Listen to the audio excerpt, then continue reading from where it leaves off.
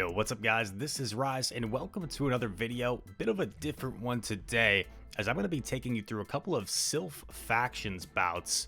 One of my own from several weeks ago where I was playing in the Vanguard meta, and another trainer from a different faction who had a really spicy matchup, and I'm really interested to see their battles. So if you're unfamiliar with Silph Factions, basically it is a team-based format. You have 7 players that battle each week, all in different metas. So there's like Great League, Ultra League, Master League, and then there's field metas, which is what I'm doing, such as Vanguard and Ember, which only certain typings of Pokemon are allowed, and you have to fill them in certain slots, and it's another element to team building, and it's really fun and unique. So I'm a big fan of Silph, big fan of Factions, and I'm gonna be taking you through this matchup here. And I personally love Show 6 Pick 3 more than I even enjoy Go Battle League, like Blind 3s. I think there's an added dimension to the game.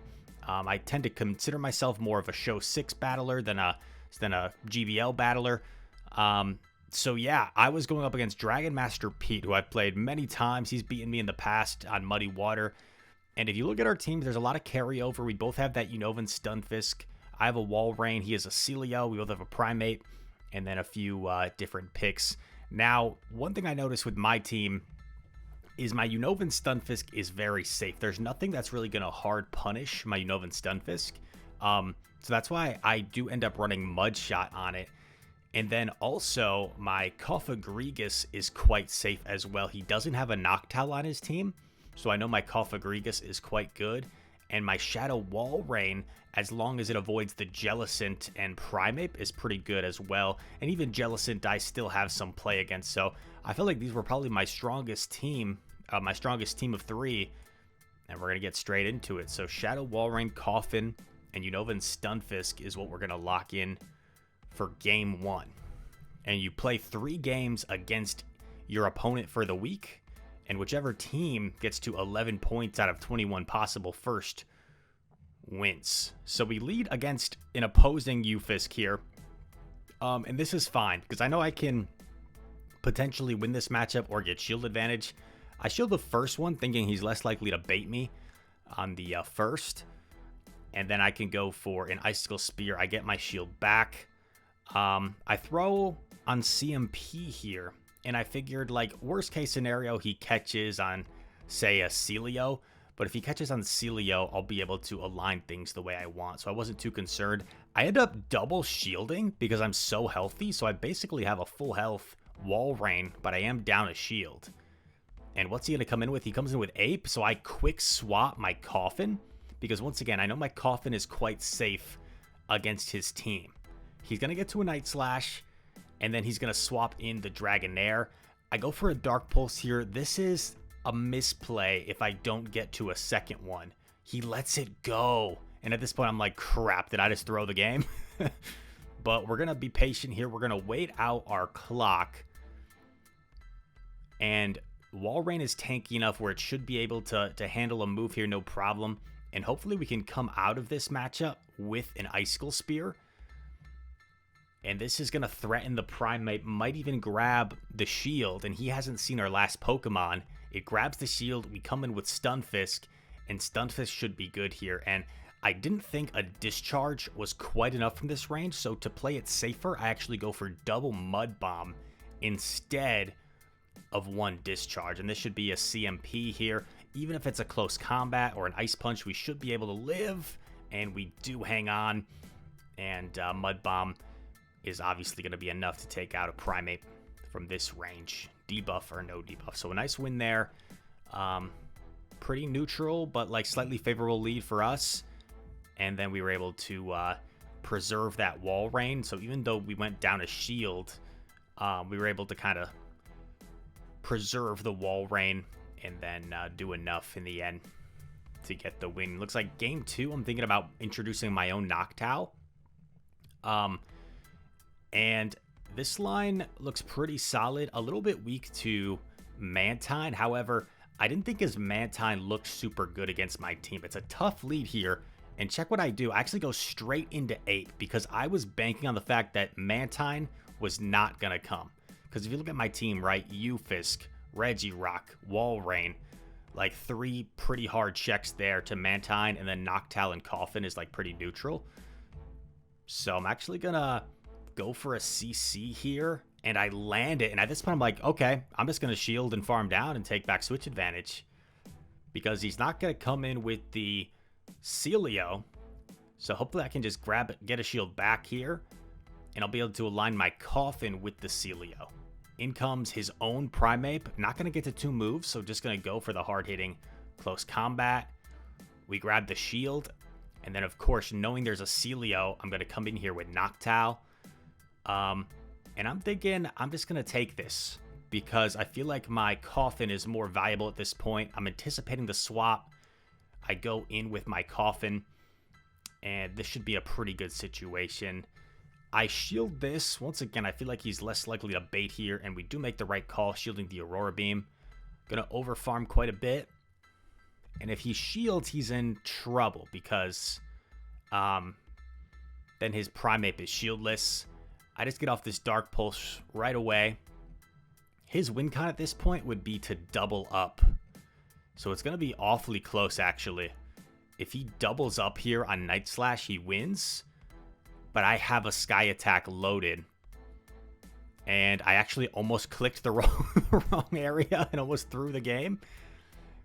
It happens in factions, man. Things get intense, and you make some pretty rough misplays sometimes. I've made them myself. I've seen others make them. Sometimes you just overthink things in these high-pressure situations. And one cool thing about factions is you're allowed to have teammates in like a voice call with you. That was something when I first started doing factions with my old team I did not like for a while, because I felt like I know what I'm doing, right? Like, I don't want people talking to me while I'm battling. That'll just be a headache. But over time, I started to get used to it, and I do like it, because I'm going to do what I'm going to do. And if someone like mentions something, or maybe I lose track of energy and someone in the voice chat knows how much energy something's at, that can really help me. So my thoughts on it now is like, I'm just going to battle like it's just me. But if there's a situation where I want some extra input, or maybe I lost track of where something's at in terms of energy, it is useful to have people in voice chat with you. So here we are against Dragon Master Pete. Game 3. We're going for a potential 3-0 here. And 3-0s are really nice in factions. They're big swings to really allow your team to build out a lead. He swaps in the Ufisk, and I'm thinking, like, I wonder if this is trying to lure out my Walrein. I guess I swap in anyway. And I'm thinking, like, my Coffin's pretty valuable. I end up just tanking this, knowing that there is a Primeape waiting for my Walrein. I just tank the discharge. I double up here. It's a CMP. And now he Mud Bombs, so he's going to be on his 4 cycle. So I'm going to throw here after 4, I would presume. CMP him again. And hopefully, if he lets this go, my Walrein can live a counter and get off this spear. Let's see. And look at that. I do live a counter to get off this Icicle Spear for some really valuable chip damage. We're able to take down the ape. Or, sorry, to take off some health on the ape. And there is the Mantine. And I could have panicked, right, and swapped my ape when he swapped, but no. He swaps in the Mantine. We have to stay in here, and we'll still have our healthy ape for his own Primeape. So we get the last shield with Dark Pulse, and at this point, I'm like, he has to Ice Beam me. I think I'm better off just letting this go and saving a shield for ape. That's what I do. This is only a Bubble Beam, so I'm like, I have to take this. And I'm just going to get rid of this right away to take less wing attack damage, because I know there's no way the opposing Primeape can get to 2 moves against me. I can simply just counter down at this point. Shield once to be safe. It is just a Night Slash. Probably could have lived. But we take it out, and we get the 3-0. So a nice win there. That's actually my only 3-0 this cycle from factions. I had a 5-bout winning streak, I think. And I've lost my last 2. So hopefully I can get back in business Now that I'm in a bit of a slump, bit of a funk, since I've lost my last 2 bouts, and hopefully our team, Stadium Elite, can get things done. But now we've got a spicier battle. This is the same meta, believe it or not. This is the same meta, but Zero de Hero, maybe I'll just say Zero de Hero, against Shagness. This is on a friend of the channel, Jamie from Pallet's TTT squad. They won the open cycle, I believe, last cycle. So that's the tier that like new teams start out in. They won the whole open cycle, and now they're in, I think, Iron, is it? And Jamie's team is actually having some players leave to kind of focus on other things, take some time off factions next cycle. So if you're interested in joining a faction, joining a really talented team that's, I think, looking to get promoted this cycle to the next highest tier after Iron, make sure to check out the link in the description. I'll leave a link to Jamie from Pallet's Twitter.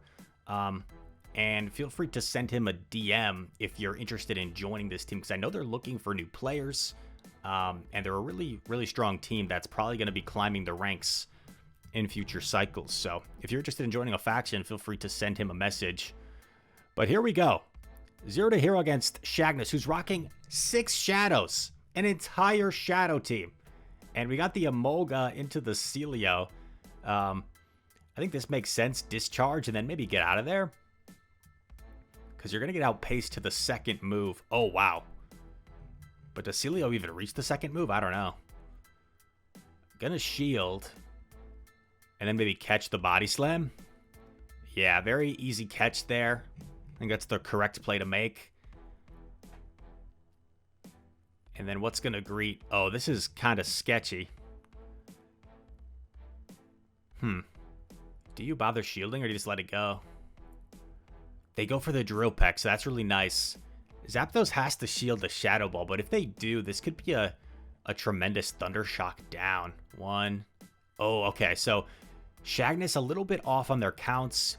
Definitely could have overfarmed quite a bit more, and this is going to make things a bit easier for Zero de Hero. Emolga comes in, going to get off this move. Because imagine if the Zapdos had potentially even Thunder Shocked down there. They would have had so much energy. This Emolga would have had to shield. It's going to shield anyway, because it's going to outpace now to the next move. And, oh, they tried to catch on Celio, but they were off. So they actually just gave Emolga a free Thunder Shock. In comes Dragonair. Huh. Quick swap into Gallade. Unfortunately,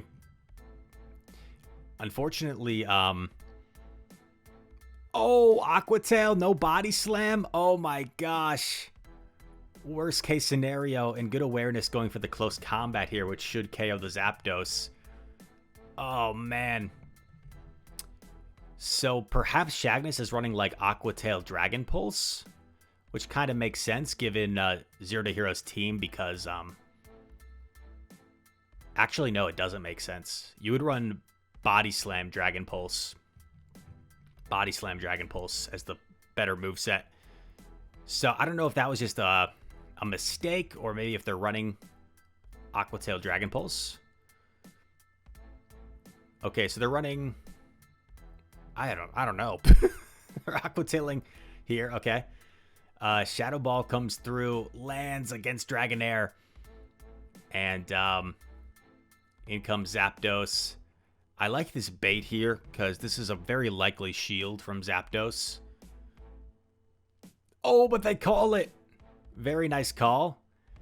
Zapdos getting a little greedy, and they should know that this is just a Bubble Beam, but they shield this one for whatever reason.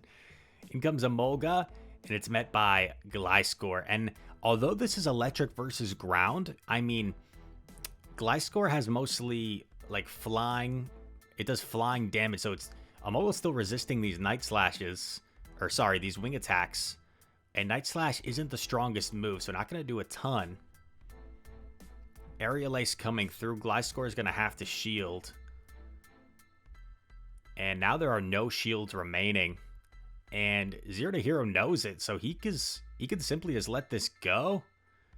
He's got 2 shields. They do get a boost, but I think he's pretty confident that Dragonair can close this out.